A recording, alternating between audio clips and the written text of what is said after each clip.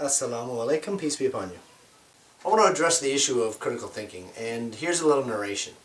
Treat women well, for they are like domestic animals with you, and they do not possess anything for themselves. Now, here's a little example about what those who claim to be critical thinkers get out of this narration. Hey, Pa, I'm gonna go get me one of those domesticated wives. Astaghfirullah. Are you people insane? Now, comparing women in modern Western culture, I totally 100% agree that this is an insult and it's degrading to women. But now, as a critical thinker, we're supposed to examine the narration for the context. Who was the audience and when was it said? 1400 years ago, pre-Islamic Arabs had great pride in their domesticated animals, even more so than in human beings and their wives. Owning livestock in that time period was a great symbol of status and wealth, and people would go to great lengths to care for these animals.